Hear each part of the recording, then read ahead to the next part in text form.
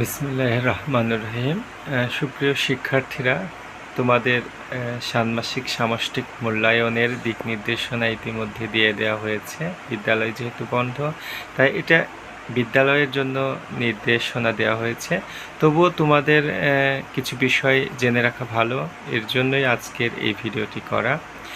ষষ্ঠ থেকে নবম শ্রেণীর ষান্মাসিক সামষ্টিক মূল্যায়ন, যেটা শুরু হচ্ছে 3/7/2024 অর্থাৎ 3 জুলাই 2024 এবং সেটা শেষ হবে 30 জুলাই 2024।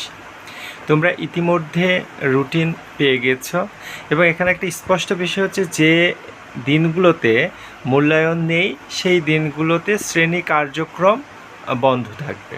অর্থাৎ রুটিনে যে দিনে তোমাদের মূল্যায়ন হবে ঠিক সেই দিনগুলোতেই বিদ্যালয় খোলা থেকে তোমাদের শ্রেণী কার্যক্রম মূল্যায়ন হবে, কিন্তু শ্রেণী কার্যক্রমটা বন্ধ থাকবে। এইখানে হচ্ছে যে সিলেবাস তোমরা ইতিমধ্যে পেয়ে গেছো, বইয়ের শুরু থেকে বিভিন্ন পৃষ্ঠা পর্যন্ত, অনেক ক্ষেত্রে অর্ধেক, অনেক ক্ষেত্রে একটু কম বেশি করে তোমাদেরকে সিলেবাস ইতিমধ্যে দিয়ে দিয়েছে এবং সেই সিলেবাস অনুসারে পরীক্ষাটি হবে। মূল্যায়নটি হবে মোট 5 ঘন্টা। এখানে অবশ্যই একটা বিরতি থাকবে। এখন দেখো মূল্যায়নে কি হবে। প্রথমত মূল্যায়নের দুটি অংশ হবে, একটা হচ্ছে হাতে কলমের কাজ এবং একটা হচ্ছে লিখিত অংশ। তোমরা ইতিমধ্যে জেনে গিয়েছো যে এটাও বলা হয়েছে যে হাতে কলমের কাজ হচ্ছে 35% নম্বরের ভিত্তিতে হবে এবং লিখিত অংশ 65% নম্বরের ভিত্তিতে হবে। এখন দেখো এই যে হাতে কলমে কাজে করার জন্য পোস্টার, রঙিন কাগজ, সাইন পেন, কাঁচি, আঠা, এই জিনিসগুলো যেমন উপকরণগুলো রয়েছে এবং ঠিক লিখিত অংশের জন্য দেখবে পাতা, কাগজ, এই জিনিসগুলো লাগবে এবং এই উপকরণগুলো তোমাদেরকে কিন্তু বিদ্যালয় সরবরাহ করবে। এই উপকরণগুলো বিদ্যালয় সরবরাহ করবে।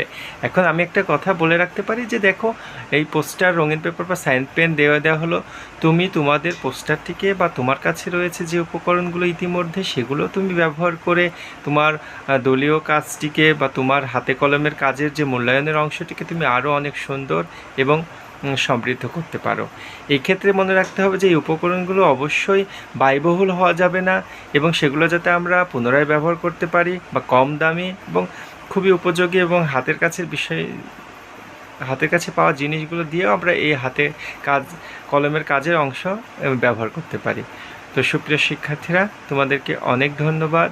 সময় আছে, তোমরা সিলেবাস ধরে, আমি বলবো যে রিডিং সুন্দরভাবে বইগুলো পড়ো, পাঠ্যপুস্তক যেগুলো দেয়া হয়েছে তোমাদেরকে, এবং আমি পরবর্তীতে আরও কিছু দিক নির্দেশনা দেওয়ার চেষ্টা করব।